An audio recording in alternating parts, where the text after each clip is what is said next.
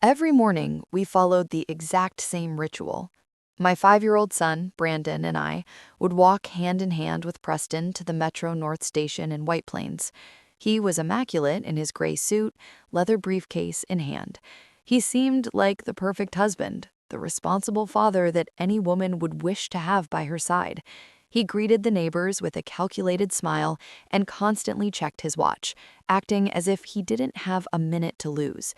Meanwhile, I tried not to dwell too much on the monotonous routine that had become ingrained in my skin. Brandon, his small backpack dangling, skipped along the sidewalk, trying to keep pace. Preston would lean down to give him a quick kiss on the head before heading to the platform, and I would stay behind, watching him disappear into the commuter crowd. We looked like a normal, almost exemplary family, yet deep inside, I was starting to feel that something wasn't right. As I walked back through the streets of Yonkers, I wondered if this was truly what life consisted of, accompanying the man who shared my bed every day without questioning what he did once he got on that train. People told me I was lucky, that Preston was a serious, hardworking man who provided for his family, ensuring there was always food on the table. And yes, the bills were always paid and the fridge was never empty, but there was a subtle coldness in our home that nobody else saw, an uncomfortable silence in the evenings that I couldn't explain. I faked normalcy, smiling at my son and preparing breakfast, while deep down a strange feeling lingered, as if the perfect stability we projected was just a facade about to crack. That day, as Preston walked a few steps ahead, Brandon squeezed my hand tightly. He forced me to bend down to him, and with a voice barely audible, his trembling lips uttered words that chilled me to the bone. "Mom, I don't want to go home." I froze, thinking he was perhaps just tired or experiencing a childish fear, but his gaze was too serious for a 5-year-old. He looked down at the ground as if he had committed an act of treason, as if keeping quiet was painful. In his innocence, he seemed burdened by a secret too big for him to handle. The crowd flowed past us, oblivious to the confession that was tearing me in two. I stroked his head, trying to transmit a sense of security, though a growing anxiety was flooding me inside. "Why do you say that, honey?" I asked him tenderly, but he looked away and bit his bottom lip. It was then that he added even lower. "Last night I heard Dad talking about us." My heart leapt, as if a dark shadow had suddenly settled upon our ordinary life. I didn't want to show panic, so Preston, who still suspected nothing, wouldn't realize I was starting to discover his true face. I knelt down in front of my son, holding his small shoulders, and with a lump in my throat, I asked him what exactly he had heard. His eyes filled with tears, and in a shaky voice, he confessed, "Dad said he doesn't want us at home anymore, and he has a plan with you." Those words echoed in my mind like thunder. I couldn't process it. How could a child invent something like that? What if he had misunderstood? I tried to convince myself it was a mistake, but the certainty in his tone completely disarmed me. The roar of the trains pulling into the station jolted me out of my trance. I hugged my son tightly, and as Preston walked away toward the turnstiles, I felt the ground beneath my feet crumble. The figure of my husband, seemingly normal and routine, suddenly became a disturbing enigma. What did that plan mean? Why would he speak of us as if we were an obstacle? My head was spinning with questions, but I had to hide it. Preston couldn't suspect that I knew anything. I clenched my teeth, stayed silent, and walked with my son, trying to not show the fear that was tearing me apart inside. When Preston looked back to wave goodbye with his usual smile, I forced a calm expression and lifted my hand, as I always did. I faked normalcy, as if nothing had happened, even though my heart hammered violently against my ribs. Instinct told me I had to maintain my composure, because one extra gesture could ignite his suspicion. As he ascended the stairs to the platform, I no longer saw the same man. His silhouette seemed like that of a stranger, capable of concealing something dark. On the way back, still holding my son's hand, I tried to convince him that everything was fine. "Daddy loves you very much. I'm sure you misunderstood," I told him, but my voice sounded hollow, devoid of conviction. The little boy looked at me without answering, and in that silence, I understood that he didn't believe me. A shiver ran down my spine. If Preston really said those words, then we were living under the same roof with someone who was no longer family, but a threat. From that instant, I knew I had to be alert, feigning tranquility while simultaneously starting to look for answers. Instead of going straight home, as I always did, I decided to take a detour through the neighborhood streets. I pretended to Brandon I wanted to buy him a juice box at the corner store, but in reality, I needed time to organize my thoughts. His revelation could not be ignored. The little boy's hand was sweaty in mine, and his anxious gaze reflected the fear he still carried from what he had heard. I tried to smile, but my chest felt heavy, as if I were carrying an invisible weight. As we walked, I replayed the phrase over and over. Dad has a plan with you. I couldn't get it out of my head. Maternal instinct compelled me to protect him, even if I didn't know exactly what I was protecting him from. I bought the juice box, hugged him tight, and continued walking with feigned calm, though every step felt eternal. I didn't want Preston to discover my distress, because if he was truly plotting something, showing fear could precipitate everything. That afternoon, without saying anything, I decided to observe him through different eyes, as if he were no longer my husband, but a dangerous stranger. As we approached our apartment in Yonkers, my mind was flooded with impossible questions. What if my son had confused a casual conversation? Maybe he had dreamed it, and his childish imagination transformed it into a threat. I wanted to believe that. I needed to convince myself that there was no reason to fear.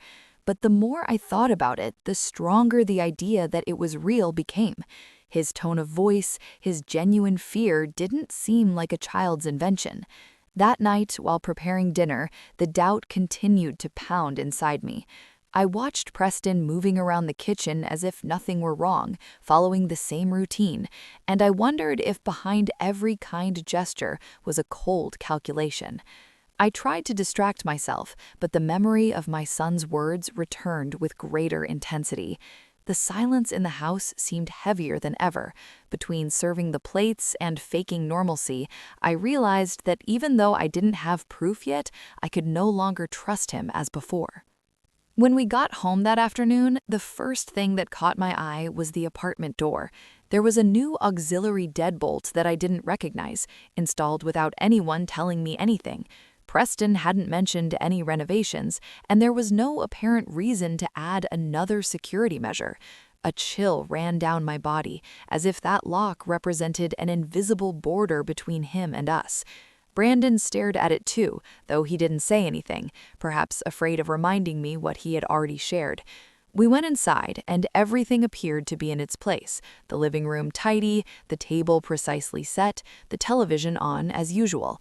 However, that lock weighed on my mind like a silent warning. What or who did he want to protect the house from? Or was he trying to protect himself from me? I forced myself to smile, to pretend things were normal, but inside I no longer felt safe under that same roof. For the first time, I thought that my home, that place which should have been a refuge, might have become a trap. Inside the house, everything seemed normal, but my intuition told me that something was amiss. While Preston was in the shower, I took the opportunity to scan the living room with a more careful look than usual. It was then that I noticed a drawer in the sideboard was slightly ajar, as if someone had left it half-pushed in a hurry. I approached carefully, trying not to make a sound, and when I opened it, I discovered a thick folder, poorly hidden among old tablecloths and papers. The folder was only halfway in, which made me think it had been used recently. My hands trembling, I touched it and pulled it out slowly, fearing I would find something that confirmed my son's worst fears. As I quickly flipped through the pages, I noticed official seals, signatures, and figures that I couldn't fully understand. A cold sweat broke out, because this wasn't routine household documentation. These were serious papers, the kind always kept under lock and key. Something inside me screamed that I had just opened a dangerous door. I locked myself in the bedroom, pretending I was going to change clothes, and opened the folder more carefully. What I found took my breath away. They were life insurance policies, several of them taken out in the past few months. In all of them, I was listed as the insured, but the sole beneficiary was Preston. I read the clauses over and over, trying to convince myself that this was normal, perhaps a precautionary measure. But the unsettling fact was that he had never discussed it with me. The dates were recent too close together, and some policies even duplicated coverage. My heart was beating so hard I could barely focus on the words. I felt as if my entire body was screaming danger, as if every sheet of paper was urging me to flee. I quickly closed the folder and put it back exactly as I had found it, terrified that he would notice any change. I looked in the mirror and saw a reflection I didn't recognize, that of a woman who, for the first time, doubted the innocence of her own husband. That night, I could barely touch my dinner.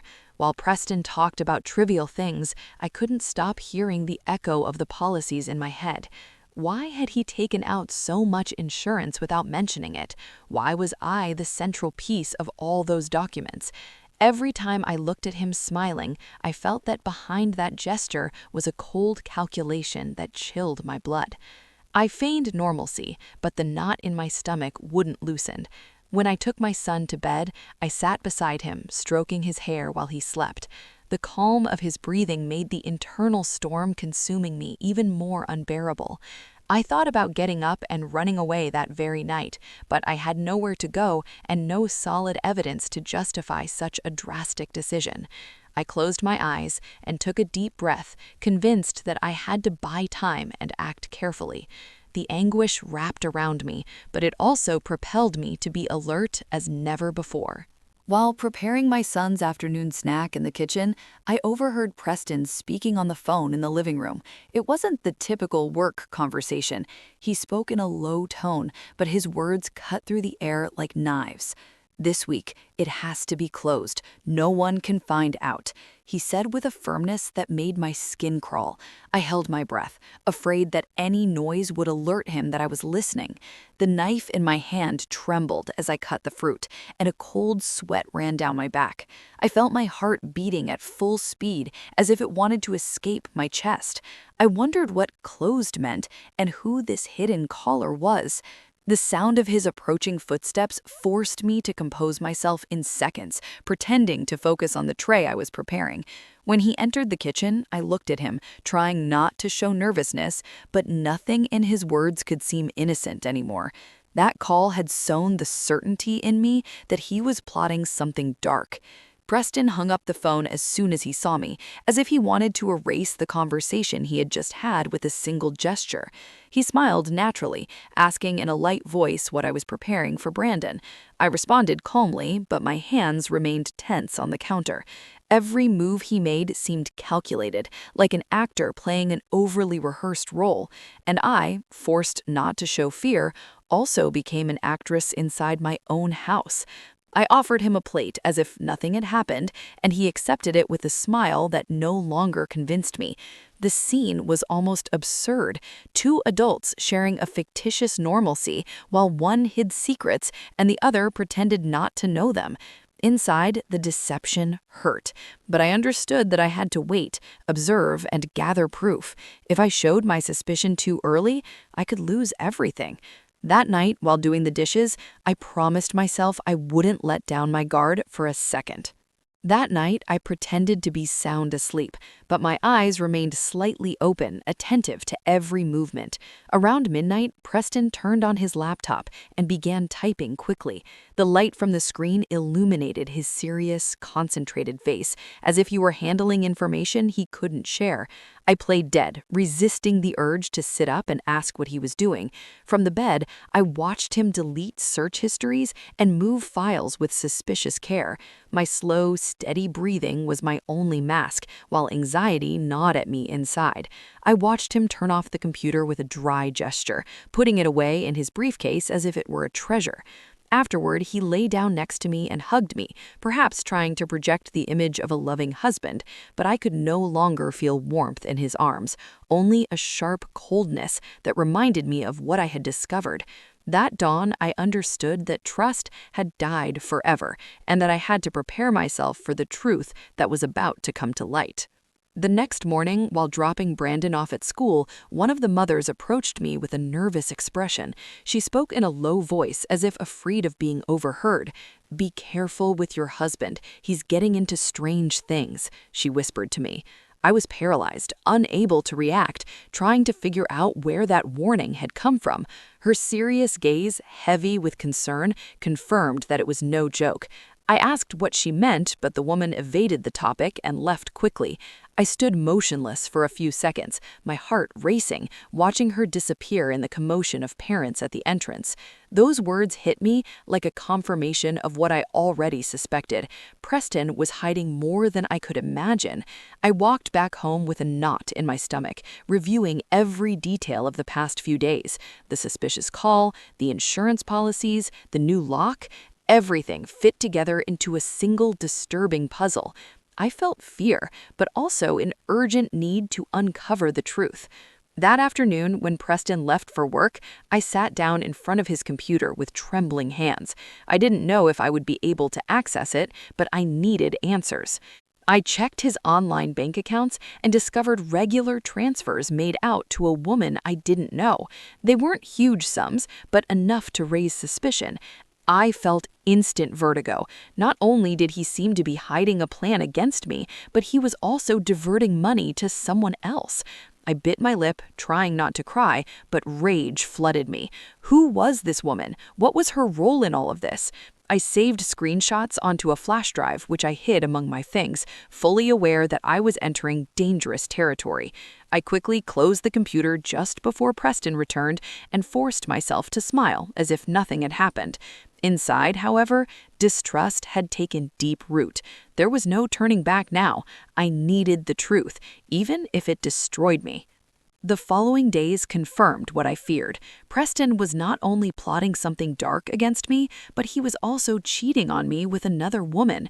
I discovered it when I saw an email open on his cell phone, which he had forgotten on the table. In the message, she wrote to him with confidence and complicity, mentioning plans together and thanking him for the money received. I felt like the world was collapsing, as if all the walls of my house had instantly fallen down. The betrayal was not just financial or emotional, it was a total deception. I moved away from the phone just as I heard his footsteps, pretending I was folding laundry. My insides were burning, but in his presence, I continued to play the role of the compliant wife. It pained me to imagine how many times he had looked me in the eye while lying without blinking. The double betrayal was unbearable. Not only was my life in danger, but my dignity as a woman was being trampled. That night, as I listened to him snore, I swore I wouldn't give up. I had to find out how far his deception went and how I could protect my son and myself. That afternoon, while folding clothes in the bedroom, I felt small arms clinging to my waist. It was Brandon, who looked at me with eyes full of fear. In a trembling voice, he said, "Mom, don't tell Dad anything." "I'm scared." Those words pierced me like a dagger. A 5-year-old child shouldn't carry such anguish, but he already understood more than I myself wanted to accept. I knelt down, hugged him, and silently promised him I wouldn't leave him alone. The innocence in his voice was confirmation that I had to act with caution. If even he perceived the danger, I couldn't keep denying the reality. I stroked his head and reassured him with a forced smile, swearing that everything would be all right.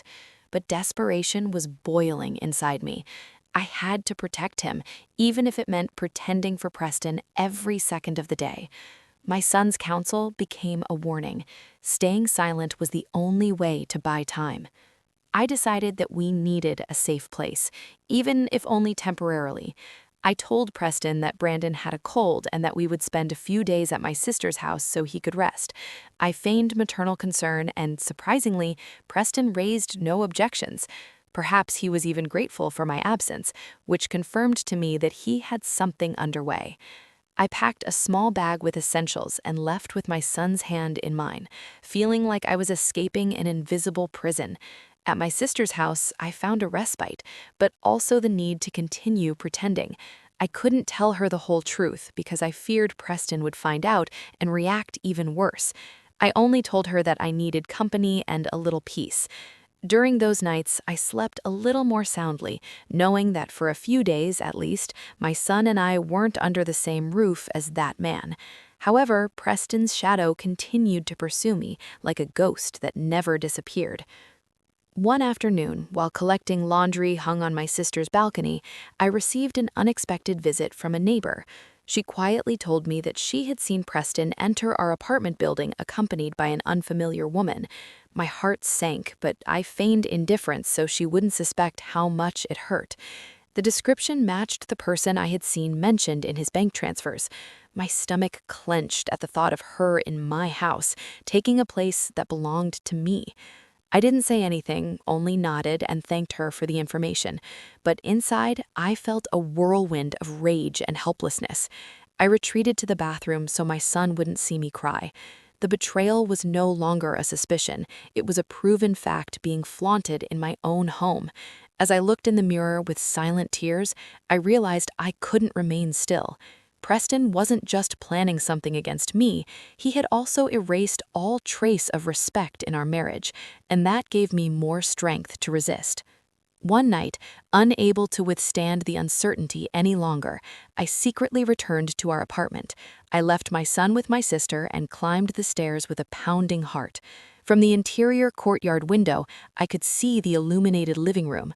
Preston and the same woman from the bank transfers were there, sitting on the sofa, laughing with glasses of wine in their hands.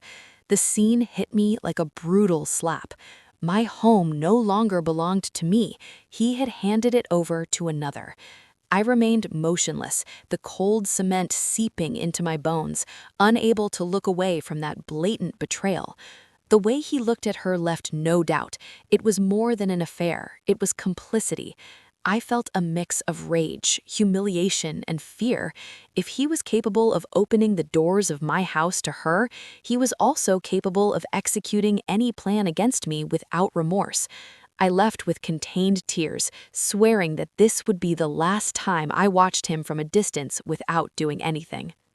A few days later, hiding again near the entrance of the building, I overheard what I needed to confirm my worst suspicions. The woman, her voice confident, told Preston, "Once she signs the papers, everything will be ours." That phrase froze my blood because it aligned with the policies I had seen and every suspicious gesture. This was no longer just infidelity, it was a full-blown conspiracy. Their laughter pierced my chest like knives. I put my hand over my mouth to stifle a scream, aware that if they discovered me, I would be lost. I struggled to breathe and had to lean against the wall to keep from collapsing. At that moment, I understood that my life was in genuine danger, that these were not my imagination or my son's fears. This was a gruesome plan that was already in motion. I ran without looking back, determined not to let Preston destroy me. The time had come to act.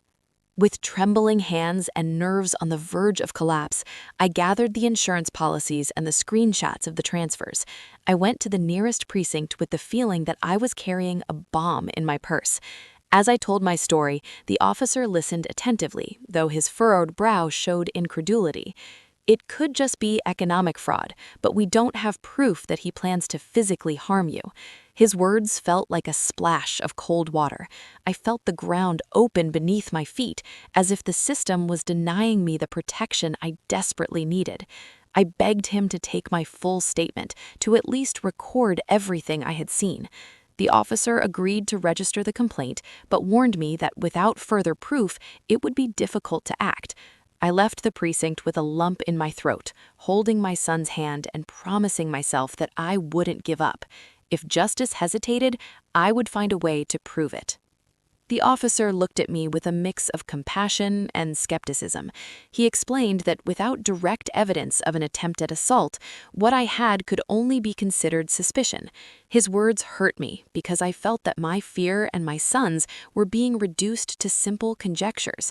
I tried to insist, recounting every detail from the new lock to the hidden folder, but he only nodded as if he were obliged to listen, but with no real intention of acting immediately. I left the precinct feeling that justice had left me alone facing danger. I walked down the street with a heavy heart, squeezing my son's hand as he asked if we were safe now. I didn't have the courage to lie to him with a yes, because I knew we were still exposed. The incredulity of those people became another blow, a reminder that I was the one who had to find the definitive proof. From that instant, I decided I wouldn't wait for others to protect me. I would expose Preston myself. Upon arriving at my sister's house, I remembered something Brandon had told me days ago. One night, while playing with his tablet, he had accidentally recorded part of a conversation between his father and that woman.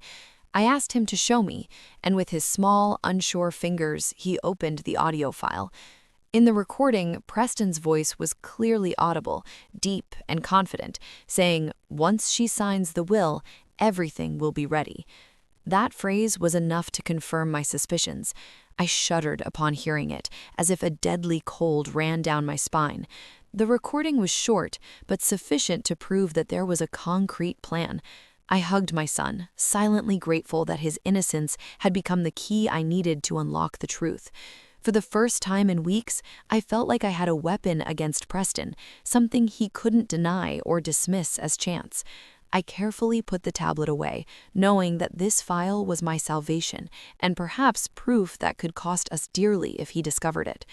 I reviewed the audio over and over, noting every word, every pause. It was the missing piece of the puzzle. I decided to go back to the precinct the next day with the recording in hand. That night, I barely slept, thinking about how Preston would react if he suspected I had proof against him. Every noise in the street seemed like a warning, every shadow behind the window a reminder that we weren't safe. My son slept beside me, and I kept vigil with the tablet pressed against my chest. The next day, the detective listened to the recording, and his face changed immediately. Incredulity gave way to absolute seriousness. "This is different," he admitted while taking quick notes on his computer. I felt a bitter relief. Finally, someone recognized the real danger we were in. They promised me they would open a formal investigation, but warned me that I must act as if I knew nothing. I left there with a mix of fear and determination, knowing that this evidence was our only hope. After handing over the recording, the police decided to act cautiously.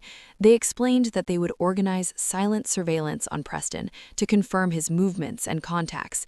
They asked me to continue with my life as normal, as if I knew nothing, even though that was unbearable for me. Every time I saw him smile or kiss our son, I felt it was part of a gruesome theater. I had to fake calm, but a constant storm raged inside me. The officers installed discreet surveillance near our apartment. I knew they were watching from afar, though they never showed it. It felt strange to walk down the street feigning routine when I was actually surrounded by a secret protection plan.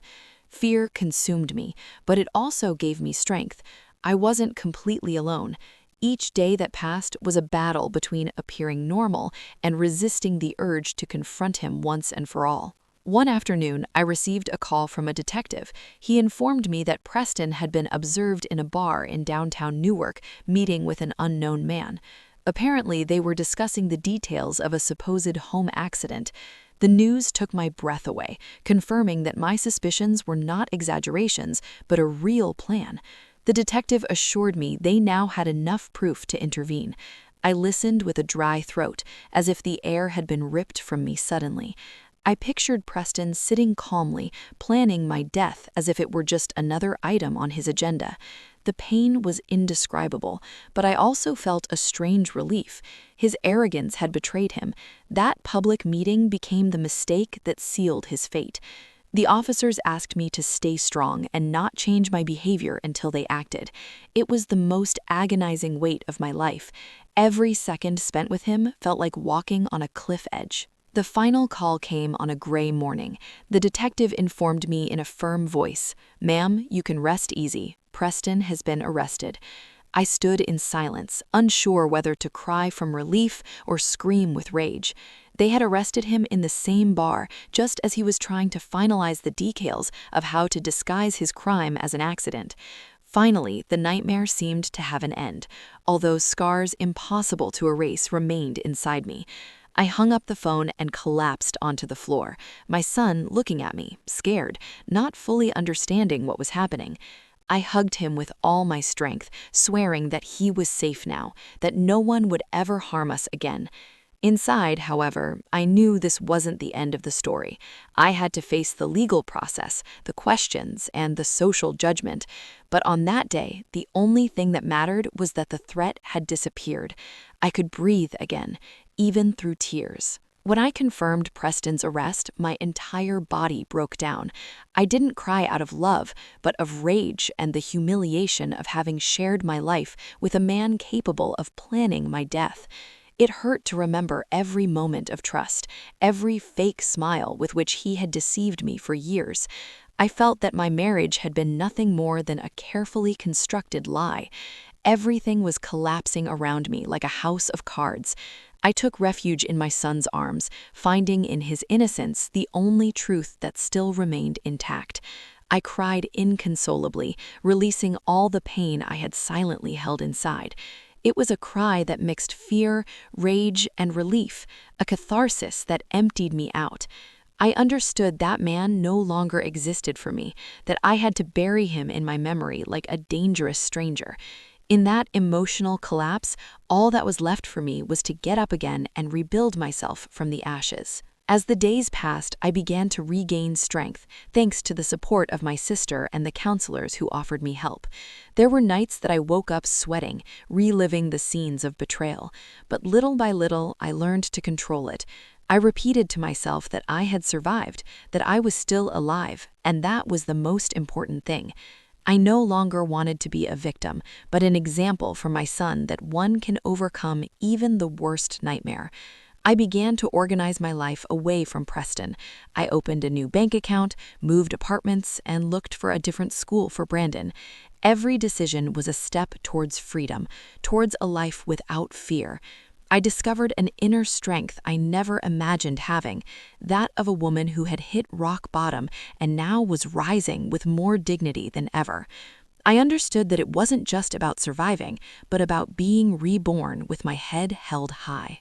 Today, when I accompany my son to the station, I no longer do it to see off a traitor, but to remind him that together we survived the worst betrayal. We walk hand in hand, and in his smile I find the certainty that the future belongs to us. We have left the fear behind, though the scars remain as a reminder of what we lived through. Every step we take is a victory against the pain that tried to destroy us. I look in the mirror and see a different woman, stronger, more aware, more in control of her destiny. I don't need anyone's approval because I have learned to trust myself. My son is my driving force and my reason to keep going. The past is behind us, and in its place, the hope of a new life flourishes. That is my rebirth, the certainty that the darkness can never extinguish the light of those who refuse to surrender. I woke up one morning with the sun streaming through the window, and for the first time in a long time, I felt like I could breathe without fear. The silence of the house was no longer a threat, but a haven of peace. I calmly prepared breakfast, enjoying the aroma of the coffee as if it were a forgotten luxury. Brandon entered the kitchen smiling, and that smile was the best proof that we were safe. As the weeks passed, I understood that the wound would take time to heal, but it wouldn't define me. Every passing day, I found a new reason to get up with determination. I no longer saw myself as a victim, but as a woman who had survived the unthinkable. I had learned to look toward the future with courage, even though the past still stung like a knife. My nights were no longer filled with nightmares, but with plans. I thought about moving to another city, starting over far from everything that reminded us of Preston. I dreamed of giving my son a peaceful life, with laughter instead of secrets, with sincere hugs instead of heavy silences. Hope was becoming our new home. One day, walking with Brandon through Central Park, I realized that we were laughing together again without fear. He ran among the trees, free with the joy natural to his age. I watched him and felt immense pride. I had managed to protect him from the darkness, even if the price had been high. That park became a symbol of our rebirth. I also understood that I had to forgive myself for not having seen the signs sooner. For years, I blindly trusted a man who was deceiving me, and that guilt tormented me. But I realized that true strength consisted of accepting mistakes and rising stronger. I was not a broken woman, I was a reconstructed woman with scars that told her story. The legal process against Preston was long and painful, but every hearing was a reminder that justice, though delayed, could prevail. I attended with my head held high, never looking down, because I knew the truth was on my side. I didn't do it just for myself, but for my son, so he would know that one must always fight for dignity. Today, I look to the future with hope. I know that life will present us with more challenges, but I no longer fear the darkness. I have discovered a strength I never imagined having and an unwavering love for my son that pushes me forward.